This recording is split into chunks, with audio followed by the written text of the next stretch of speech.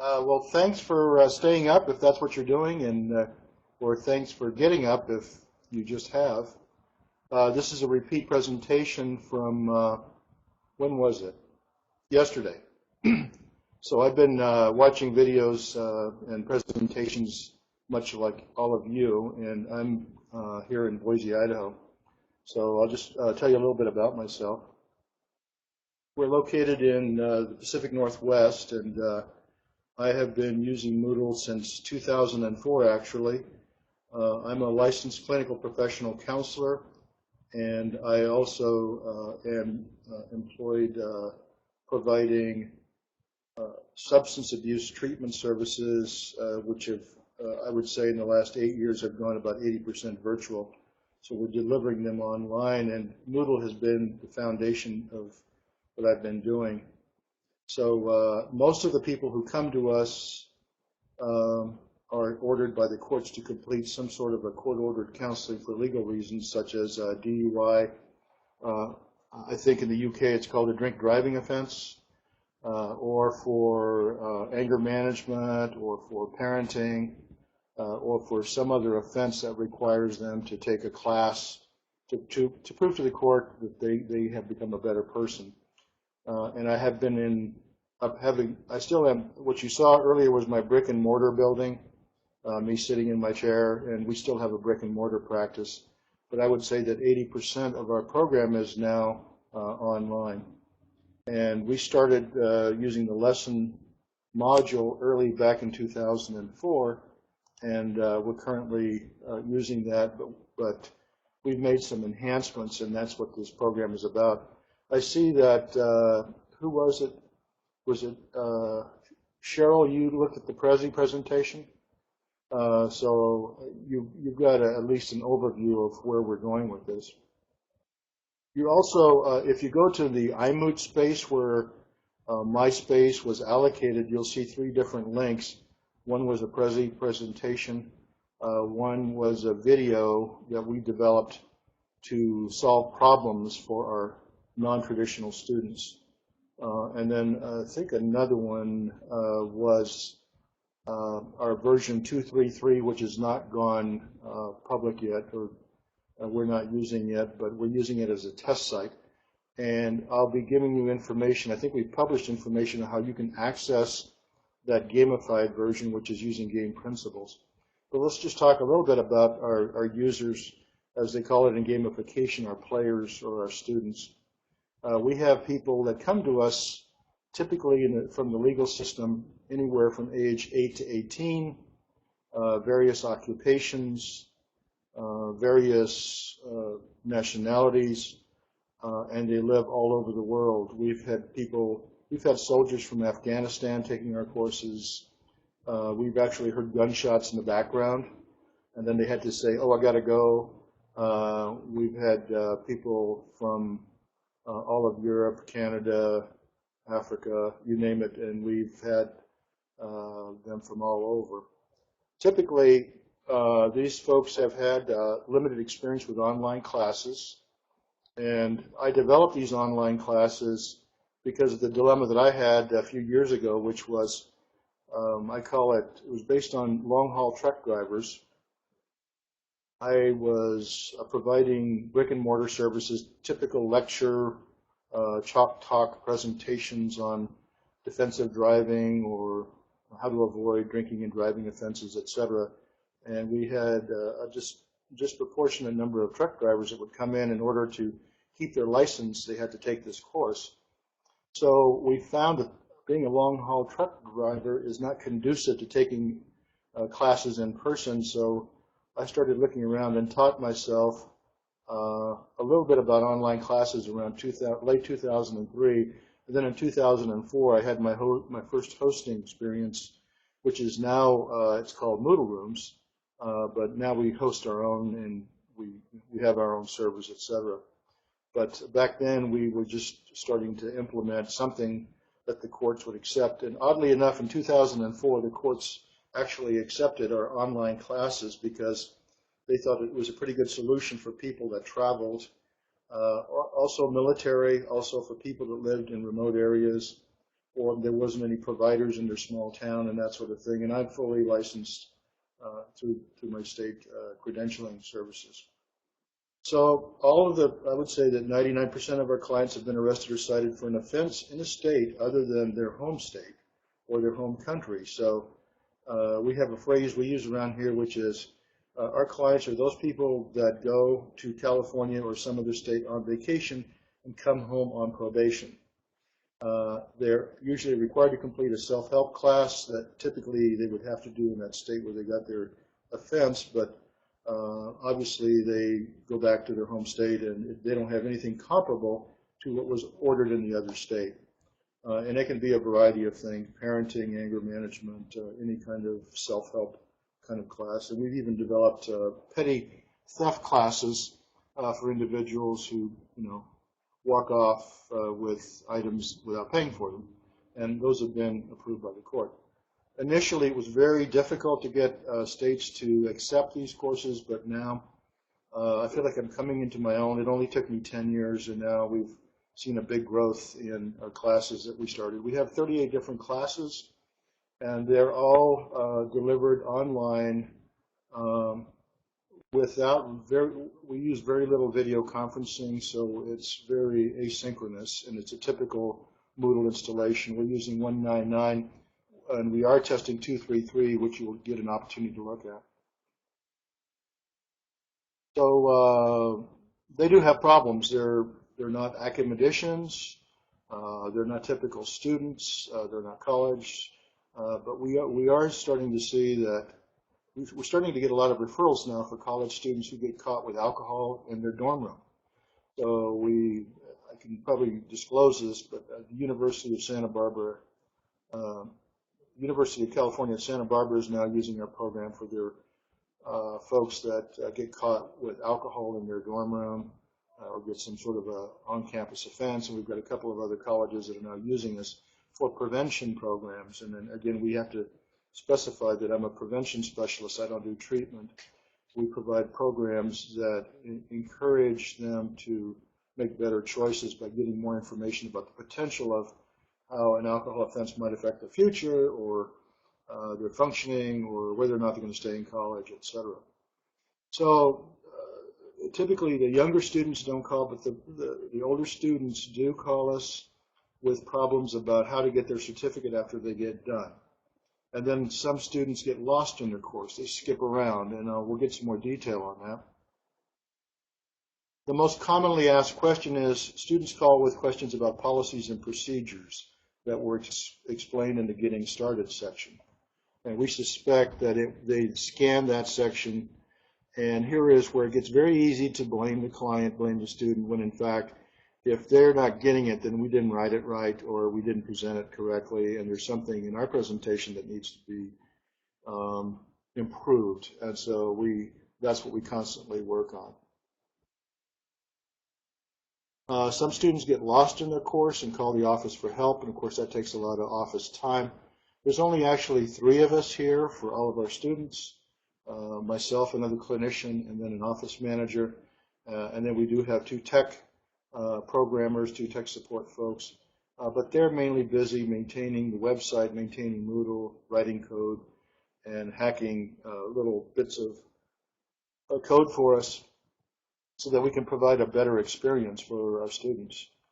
Let's take a look at this student log. If you notice here, it starts out at lesson 2 and then goes to the begin section and then to lesson 1 and then lesson 2 and begin and then back and forth, back and forth. And they don't spend very much time in each section or each level, and it looks to me like they're guessing, or this is sort of like a game, I guess. They're not either paying attention or not taking it seriously. So we felt that we had to develop a way to keep track of them. So this student log is not a typical log you will find in Moodle. This is not standard. It's one that we developed. It's a very small hack in the student course reports, and we're happy to share that with you, but it gives us a much more granular feedback on how a person's use pattern is and where they go. So this is we could probably graph this data and get a picture of what people will look like, but since we've made changes that we're going to discuss here later using gamification principles. I think these patterns are starting to disappear, and I think we're about to leap into a big change using more gamification principles that will reduce these errors and typically help clients move along quickly. There are two challenges have been how to reduce calls for support, which cost time and money, by motivating students to understand course policies and procedures, which is getting someone to do that is an inherently boring task. It's not fun. So a lot of the calls are because people did not read the beginning, how to navigate this course or what are the rules on how to finish this course. So challenge number 2 was how to reduce calls for support by motivating them to clearly understand, which means read, course navigation procedures and inherently boring tasks. So we find that people scan, they don't read. In a book that I read called Don't Make Me Think about making your website much more user-friendly, we found that that really stuck out is that all of us scan, we tend to scan the first part of something, or we find whatever we're looking for, and then we move on. And so we had to find a better way. And this is a pretty typical explanation of course navigation. Ours is a little bit different. We've made it a little simpler than this. But all these red arrows, all this text, as you can see, it's quite text heavy. That just doesn't work for folks. They'll gloss right over that. So we're working on probably we're not started yet, haven't started yet, but we're going to be working on a navigation animation that will hopefully provide an easier and more intuitive way of explaining how to navigate a course. Keep in mind that everybody, that we have such a variety of clients. Even as of yesterday, we had somebody that we told them 3 times, no, you've already taken course 1, you need to go to take course 2 now. And so they called back and they said, well, I just took that course, and we looked at their course summary and it showed that they'd started the same course over again because they did not scroll down. You know how you get MyMoodle and you have, if you take more than one course, they stack up on top of each other. Well, they didn't scroll down to see their next course. They just thought that, oh, there's my course, I'll just try that again. And again, no matter how much we yell, scream, and threaten, that hasn't worked. So we're going to show you some things that we did. So our quest really was, how do we motivate students to follow directions? So with gamification, coming to the forefront recently, and more articles emerging and more adoptions being made by companies and websites and big companies and small companies, we decided to learn a little bit more, and we borrowed some ideas from the concept of gamification, which for those of you new to this is the use of game elements that you might be familiar with, such as points, which Moodle already has, levels, which Moodle already has, challenges, not so much, feedback, which Moodle has, and the lesson module, which that's the one that we really like, rewards, I think, and badges, which this is the first time I'm experiencing badges ever, and we made our changes before we knew anything about badges. Content unlocking, which is the contingencies that are already in the lesson module, and onboarding, which refers to simple exercises that engages someone in a game environment, such as a level 1, Angry Birds, where you get your points right away, and then that engages you to keep on going. But also, we wanted to do some onboarding in non-game environments, which would be our learning environments, to increase engagement and modify player behavior. And a theme that keeps reoccurring in all of the presentations I've seen here, of course, has been engagement.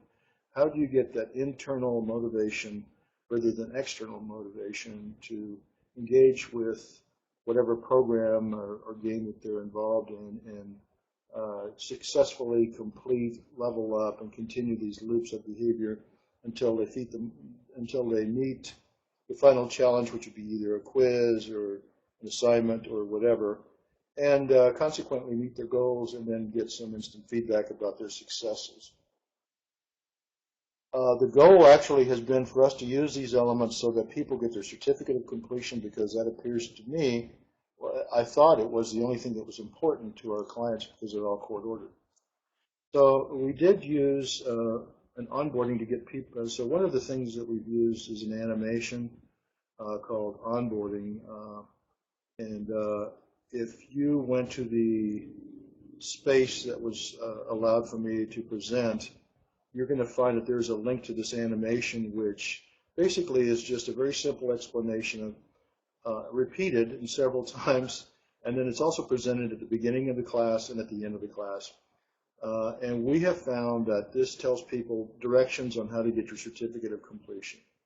And once they hear that once, then they tend to move on, and then they have less questions. So when they come to the end of the class, when they get to the final level or lesson, if you will, then they have very few questions. And my office manager just told me yesterday, he says, Tom, they're even talking like the animation. They're using the same words. So I don't know if that's good or bad, if that's something we should be concerned about, but at least you know, our office is becoming much more efficient since there's only 3 of us. So you're welcome to look at that video, that YouTube video, which is again, if you go to the space where you log into this presentation, for the iMoot space devoted to this, it's there. So the use of points and feedbacks is already built into the lesson module. We've used the lesson for, I think, ever since we started, because it has very nice feedback that could be provided. For example, if you choose, let's just take content pages or branching. If you choose A, then you go down path A, and you can have a different set of questions, series, assignments, challenges, etc., that are assigned to the A choice, as well the same for the B choice or the C choice. So it's pretty adaptive, and it's kind of like that make your own adventure. So we can actually create some adaptive learning for folks. And I've developed, I specialize in substance abuse prevention. So one of the things that I developed is called a personalized self-assessment, where a person tells us how much they typically, so this is more for college students, you know, how many drinks do you have a week, you know, 4 to 10, 10 to 12, 21 or more. And those are all in branch tables. So if they click 21 or more, they're taken to a chart that says, in comparison to the community at large, U.S. population in 2010 or whatever, you drink more than 99% of the population. And then click here to find more about that. And what it does, it takes them down the path based upon their choice about what their risk factors are for health, getting into fights, unwanted sex, injuries, etc. Whereas a low-risk drinker will be taken down a different path that reinforces their choices. A mid-level person will be taken down a mid-level choice section where they get different information. So we're able, and it takes a while to program. That's probably the reasons that a lot of teachers don't like the lesson module, but it is one of the most effective that we've seen in providing immediate feedback that's personalized to the student, that particular student, because they decide which path they're going to take. Just like in any online game, you decide what role you're going to play and what weapon you're going to use and what fight you're going to get into. And the outcome will depend on your choice, and that's what we like about that. However, the current MyMoodle block does not provide the kind of feedback that reinforces engagement and progression up the ladder. Here's an example. This, I'm pretty sure, and correct me if I'm wrong, but this is the current MyMoodle that people get when they log into their classroom from versions 1.9 whatever through 2.5 even. And what we see is that's either lesson completed or lesson attempted with no granular feedback about where they're at, and so they may have a score. So if they have an incomplete score, it doesn't say if they passed or not. So we were not crazy about this. Like we said, the current MyMoodle just displays lesson attempted or completed, which has led to confusion. So the students, I think, require more accurate feedback.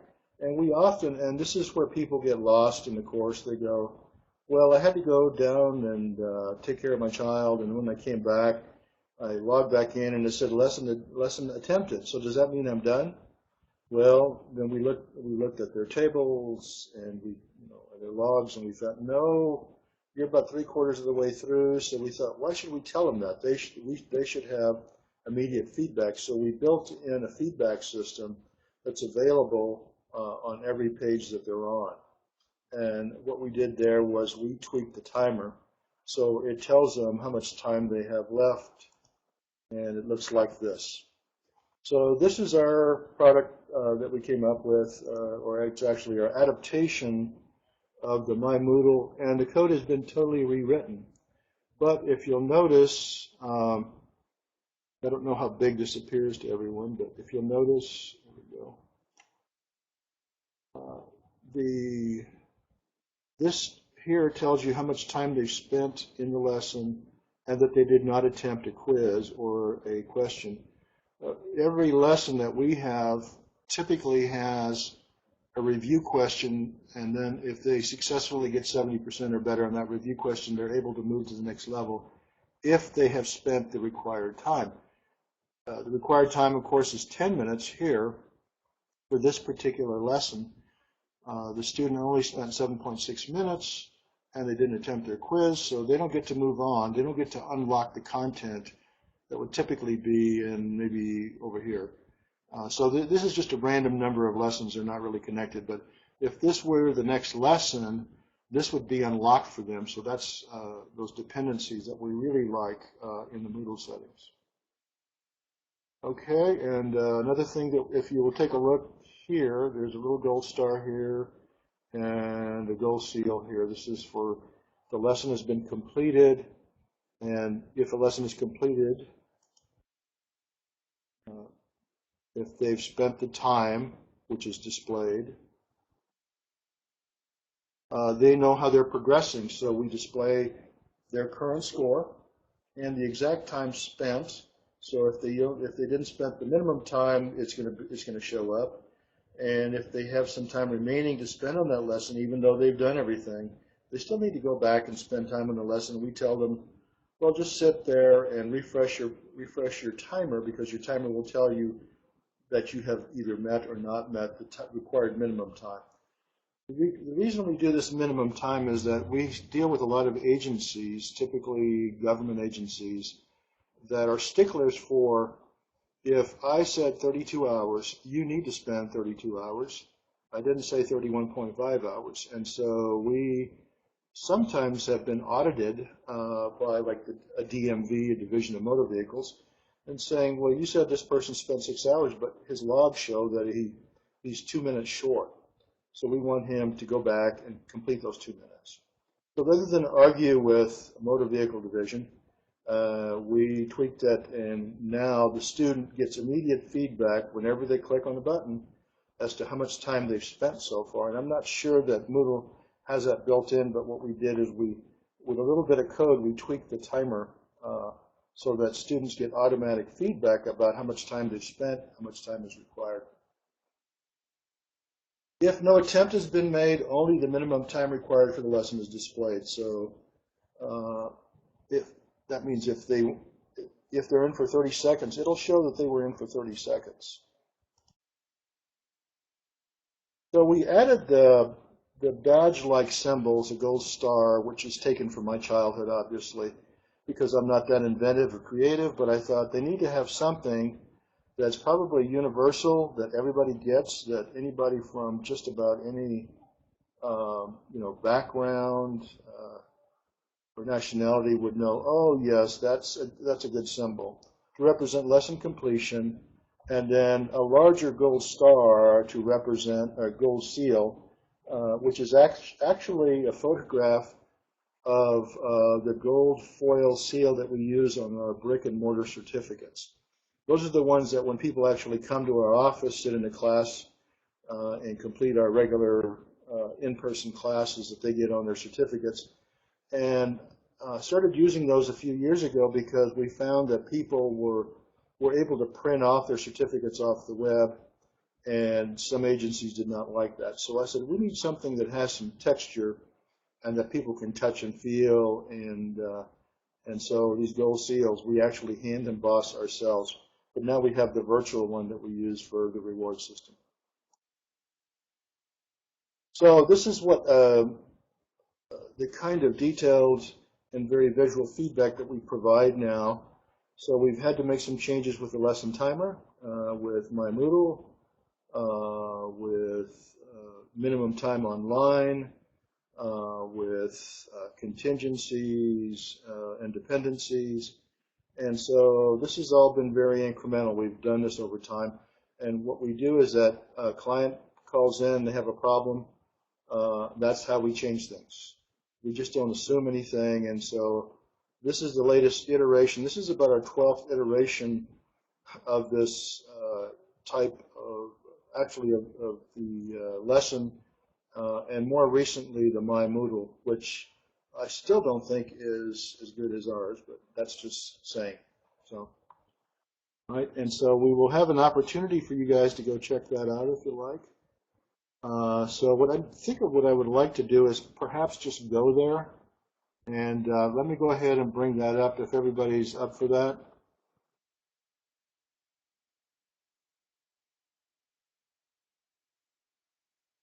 And I'm going to try to use a screen share, I think.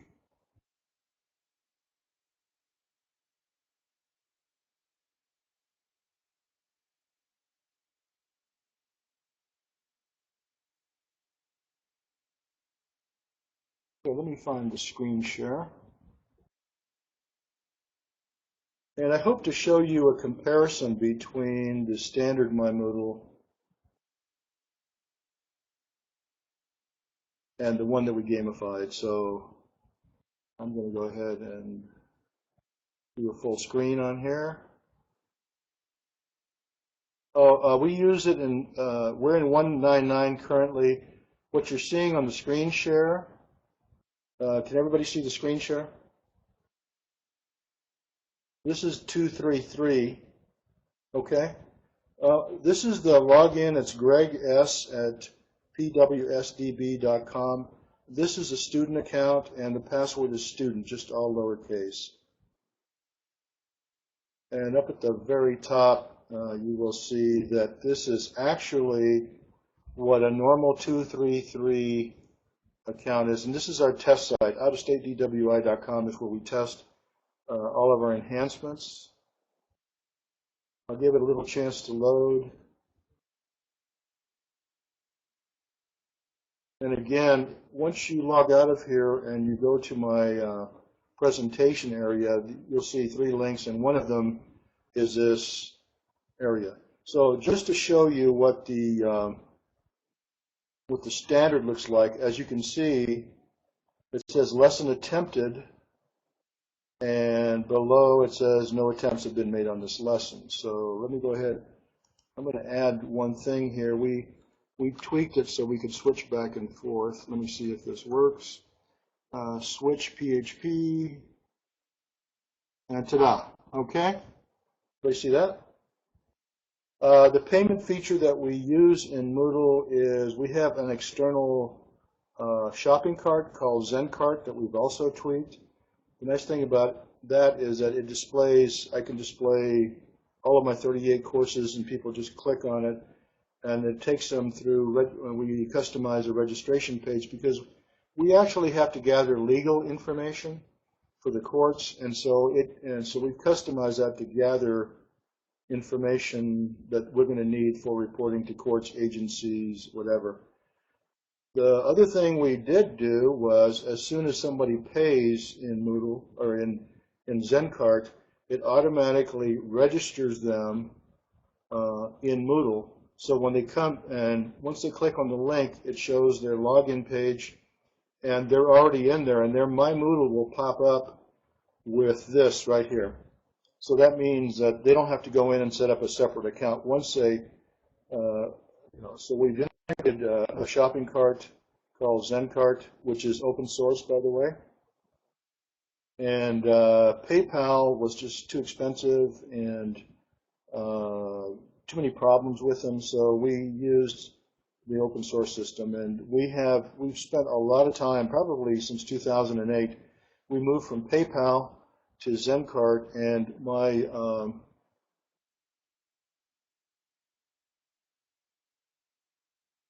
programmer, Greg Smith, is the one who's worked on that to customize that for us.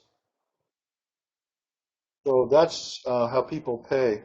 I will also add that we don't receive any state funding, federal funding, any funding from any agency, so everybody pays for their course. But we have negotiated with, for example, this is the Tropicana housing up at the very top. That's the housing for the University of Santa Barbara, University of California, Santa Barbara.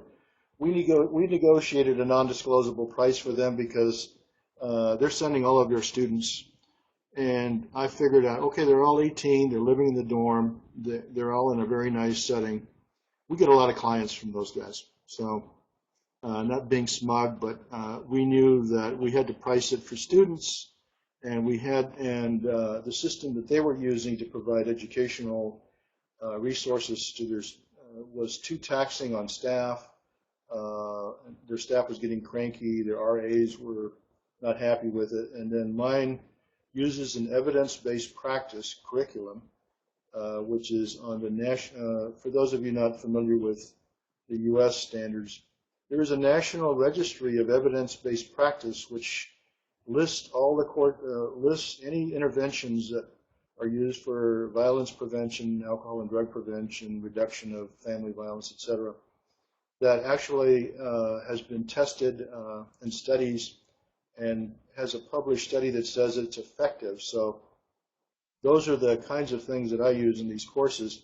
So I am able to represent to agencies that we use evidence-based practices for these courses. And I'll just move down here a bit on the. So as you can see, there are at least 2 courses that have been completed with. So immediately you can get feedback that, okay, the course has been completed because the gold seal is next to it. And then I'll go down all the way to this guy right here, the 8-hour alcohol class. So the first 3, just a quick view tells you that this person has completed their getting started section, their self-assessment, which again is a Moodle, is a lesson that uses content pages that provides feedback about, where their drinking compares to norms. And I've been very happy with that, but not everybody likes to be told that. So then back here again, we've got a person that's completed 4 lessons just by looking at it quickly. And their lesson 4, they need to go back and spend another 20 minutes or so. The question is, do clients have a certain amount of time to complete? Yes. It depends on how long of a class. For example, if they have an 8-hour class, we give them a month. We have some clients that are ordered to us for a very specific program called an 18-month repeat offender program, and they have 18 months. So, but I will tell you that intrinsic motivation kicks in, and they get done in about 3 months. So the time requirement is not necessarily that they spend 18 months. We have figured out the actual amount of hours for each course that they would have to take in, say, California or Nevada or whatever. And we have figured out that the way the Nevadans and the Californians do it is that people come to them once a week for an hour. And we say, no, you can do up to 8 hours a week with us if you like. So what we do is we are able to speed up their process that's more reasonable rather than having them, stay on for 18 months. So that's yet another motivator. That's actually a reward where they don't have to go once a week and they can only do max of 1 hour a day. Okay, and so I've got one more. So as you can see that this is it's got very basic principles. This is not a game. It's just game principles of feedback.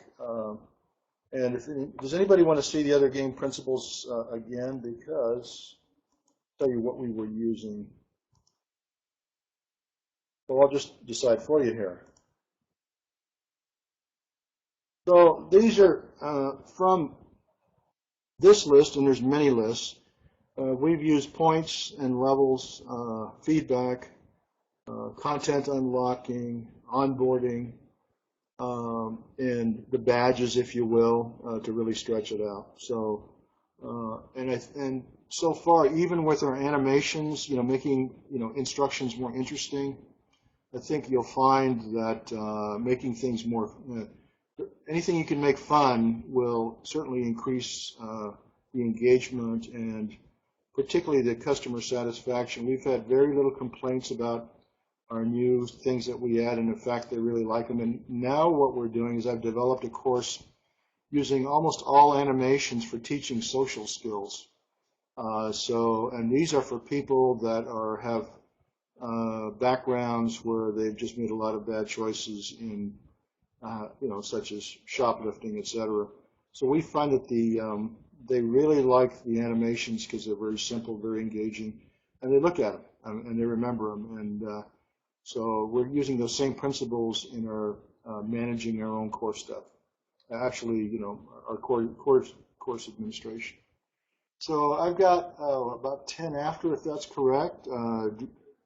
If you guys have any questions, that pretty much ends my presentation unless you have some questions about anything we've done here today.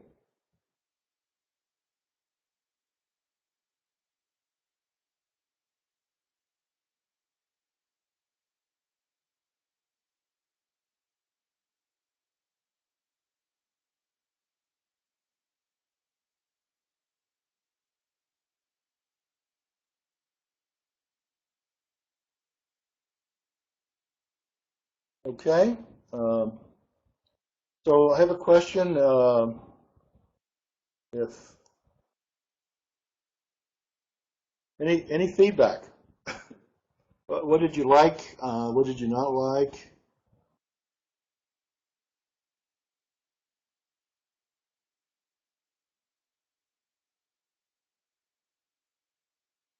Well, I will also mention to you that one of the questions that was previously asked is, was there any proof that this is better, the way that we deliver programs, was it any better than an in-person classroom? And actually, it looks to me, I can send you the link, the Substance Abuse and Mental Health Administration of the United States has now done some studies on using online delivery called telehealth, online delivery of interventions and education, and they have found them to be as effective or even more effective in some cases than actual in-person consultations. And there's particularly good work being done in substance abuse, in treatment of things such as depression and mood disorders, and so there's more research now that's coming out that's showing it's more effective. And anecdotally, I'll tell you that when we first started, clients would want to, even though they passed, they got 70%, they said, well, Tom, I'm finished. I said, so do you want your certificate? I said, no, I'd like to just, well, before I do that, I'd like to just go back and get 100% on everything. And so that was when I first got the clue that internal motivation was working, but intrinsic motivation, and they were engaged in the game-like process rather than just that external motivation. Well, I need this for court to get my license back. So it only dawned on me that internal motivation really has been kicking in since I've been studying gamification. I would say I've only been studying it for about 6 months, but all of a sudden a whole new world has opened up, and so we're embracing it, and we're really looking forward to how we can cautiously use the badge systems and not make it into something that will, as some authors say, can demotivate somebody if you provide a reward for everything. So with the cautious use of rewards and acknowledgement and feedback, I really believe that this has got some potential for use in other applications. And if you want to email me, I don't think my email is here, so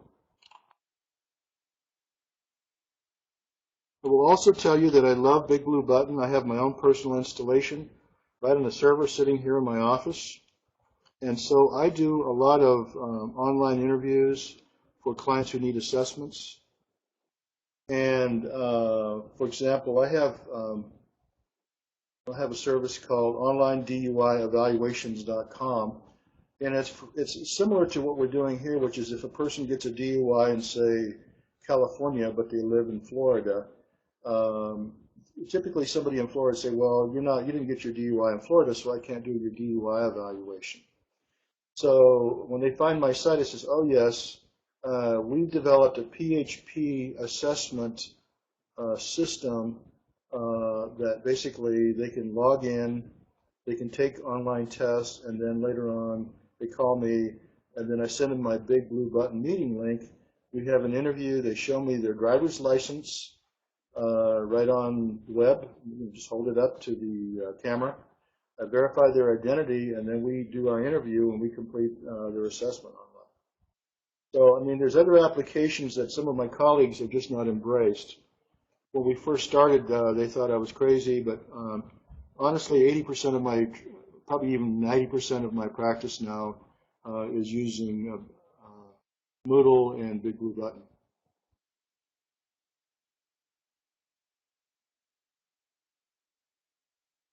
Okay, well, thank you very much. If you don't have any other questions, feel free to email me. If you would like to know a little bit more about getting more granular feedback on the progress reports, we renamed MyMoodle to My Course Outline and Progress Report because it really does both. I'm happy to have my programmer send that to you. And once again, you have my email, so thank you very much. And if you have any questions, feel free to send me a note. Cool. Thomas, it's Shane here. Just wanted to jump in and just say on behalf of the iMoot team, thank you for sharing all of that. I was listening in, and there's some really good things in there, actually. Things I'll take away. I'll probably listen to this recording again. So very much appreciate your time. Thank you. Okay, thank you.